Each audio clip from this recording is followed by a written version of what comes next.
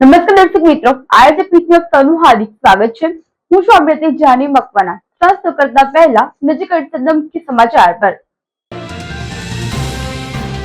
ભરૂચમાં જીએનએફસીએ 50 વર્ષ પૂર્ણ કરવાની ઉજવણીમાં રાજ્યના મુખ્યમંત્રી ભૂપેન્દ્ર પટેલની ઉપસ્થિતિ। ભૂપેન્દ્ર પટેલે ભરૂચમાં સેવાકીય પ્રવૃત્તિ કરનારા લોકોના ઘરે પણ પહોંચે તેવું વિશેષ બહુમાન સન્માન કર્યું।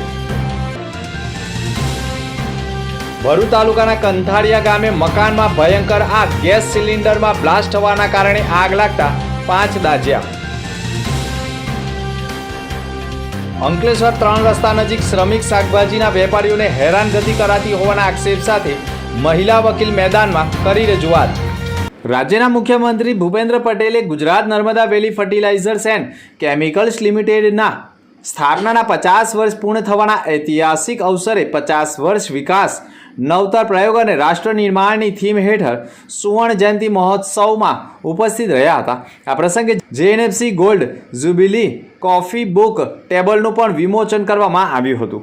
જેએનએફસીની પર્યાવરણીય પ્રતિબદ્ધતા સમાન 22,000 ચોરસ મીટરમાં ફેલાયેલું અને 92 અલગ અલગ પ્રજાતિના 1,01,972 જેટલા વૃક્ષોનું મિયાવાકી વાનનું સીએમ ભૂપેન્દ્ર પટેલના હસ્તે લોકાર્પણ પણ કરવામાં આવ્યું હતું।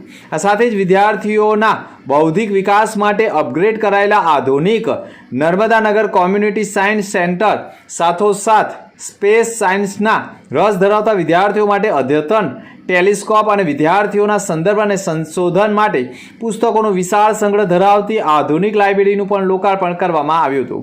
આ પ્રસંગે રાજ્યના જળ સંપત્તિ મંત્રી ઈશ્વર પટેલ, ભરૂચના સાંસદ મનસુખ વસાવા, ધારાસભ્ય રમેશ મિસ્ત્રી, અરુણસિંહ રાણા, ડીકે સ્વામી, રીતેશ વસાવા, જિલ્લા પંચાયત પ્રમુખ ડિમ્પલબેન રાજ, જેએનએફસીના ચેરમેન એમ.કે. દાસ, મેનેજિંગ ડિરેક્ટર રાજકુમાર બેનીવાલા, કલેક્ટર નવનાથ ગવાણે સહિત જેએનએફસીના અધિકારીઓ, કર્મચારી મંડળો જોડાયા હતા। ભરૂચની જેએનએફસી ખાતે યોજાયેલા કાર્યક્રમ બાદ મુખ્યમંત્રી ભૂપેન્દ્ર પટેલ ભરૂચમાં કલરવ દિવ્યાંગ બાળકોની સ્કૂલ ચલાવતા નીલાબેન મોદી રચના પાર્ક સોસાયટીમાં રહેતા હોય તેમના ઘરે મુખ્યમંત્રીએ મહેમાનગતિ કરી દિવ્યાંગ બાળકોની પ્રગતિ તેમજ વિવિધ મુદ્દાઓ પર ચર્ચા વિચારણા કરી સંસ્થાને કોઈ પણ જરૂરિયાત હોય તે બાબતે પણ વાતચીત કરી દિવ્યાંગ બાળકો સાથે મુલાકાત કરતી વેળાએ ભાવુક બન્યા હતા।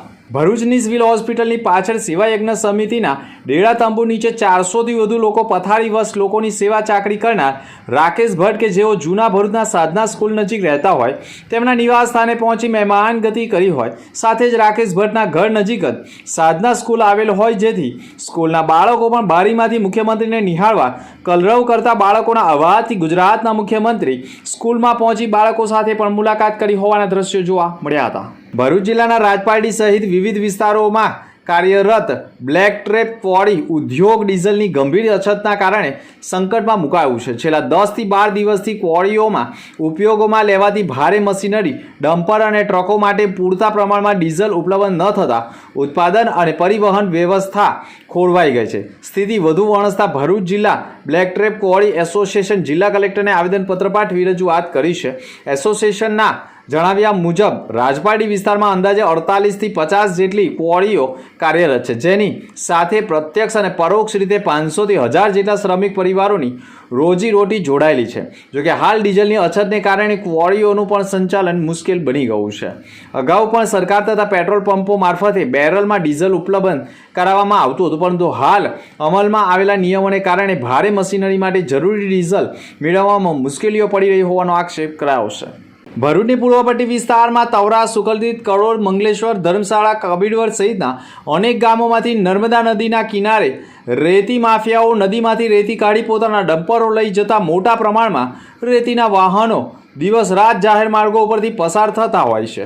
આ વિસ્તારમાં 20 થી વધુ ગામોના લોકો પોતાના બાળકોને શાળાએ મોકલતા પણ મૂંઝવણ અનુભવતા હોય અને આ વિસ્તારમાં ધાર્મિક એટલે કે સુપ્રસિદ્ધ યાત્રાધામ કબીરવડ પણ આવેલું હોય અને નોકરિયાતો પણ હવે આ માર્ગ ઉપરથી પોતાના વાહનો લઈને પસાર થવામાં પણ ભય અનુભવતા હોય, કારણ કે રેતી માફિયાઓએ ખેડૂતોના ખેતરો પણ ભાડેથી રાખી તેમાં રસ્તો પાડતા હોય, જેમાં રેતી પણ મોટા પ્રમાણમાં ઉડવાના કારણે પણ ખેડૂતોની પાકને મોટું નુકસાન થતું હોય અગાઉ પણ ભૂમાફિયાઓ સામે ગ્રામજનોએ જનતા રેડ કરી હતી. જે તે સમયે પણ ખાણ ખનિજ વિભાગ અધિકારીઓએ દેખાવા પૂરતી જ કામગીરી કરી હતી. જ્યારે વિરોધ થાય ત્યારે જ ખાણ ખનિજ વિભાગ આળસ ખંખેરતું હોય તેવો પણ આક્ષેપ કરવામાં આવ્યો છે. આજે પણ અકસ્માતના કારણે રેતી ભરેલી ટ્રક રોડ ઉપર પલટી મારી ગઈ હતી અને થાંભલાને પણ નુકસાન થતાં વીજ પુરવઠો પણ ખોરવાયો હતો.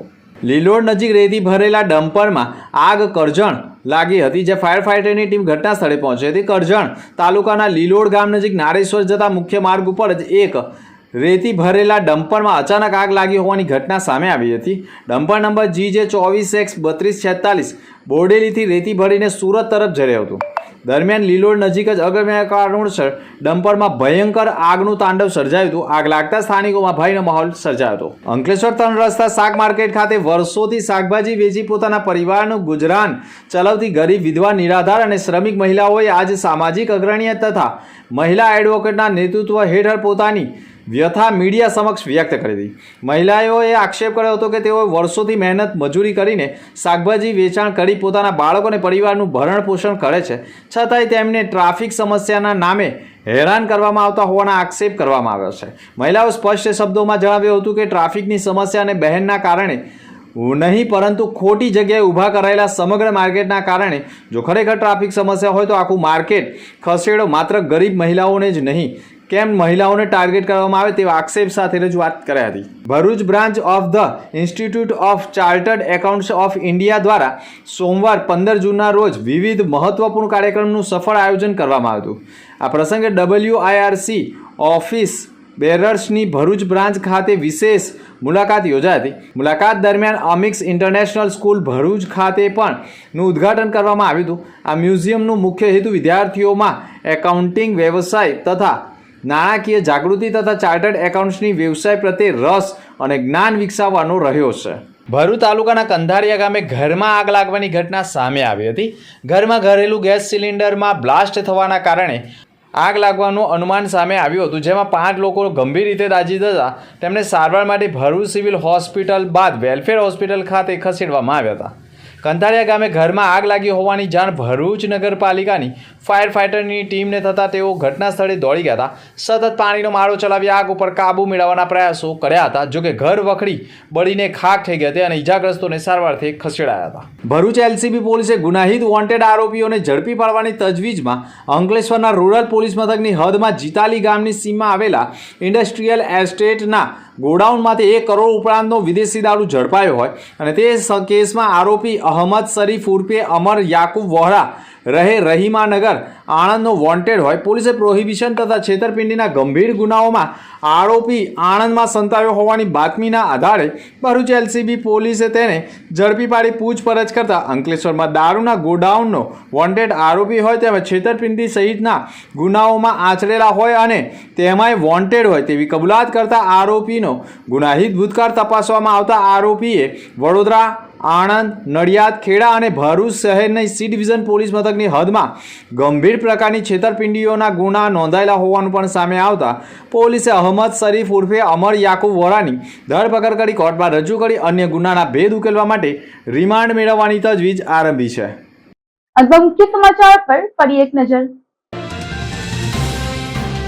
ભરૂચમાં GNFCએ 50 વર્ષ પૂર્ણ કરવાની ઉજવણીમાં રાજ્યના મુખ્યમંત્રી ભૂપેન્દ્ર પટેલની ઉપસ્થિતિ. ભૂપેન્દ્ર પટેલે ભરૂચમાં સેવાકીય પ્રવૃત્તિ કરનારા લોકોના ઘરે પણ પહોંચી તેઓનું વિશેષ બહુમાન સન્માન કર્યું. ભરૂચ તાલુકાના કંથારિયા ગામે મકાનમાં ભયંકર આગ. ગેસ સિલિન્ડરમાં બ્લાસ્ટ થવાના કારણે આગ લાગતા 5 દાઝ્યા. અંકલેશ્વર 3 રસ્તા નજીક શ્રમિક શાકભાજીના વેપારીઓને હેરાનગતિ કરાતી હોવાના આક્ષેપ સાથે મહિલા વકીલ મેદાનમાં કરી રજૂઆત. તો આ હતા સમાચાર. નવા સમાચાર સાથે ફરી મળીશું. નમસ્કાર.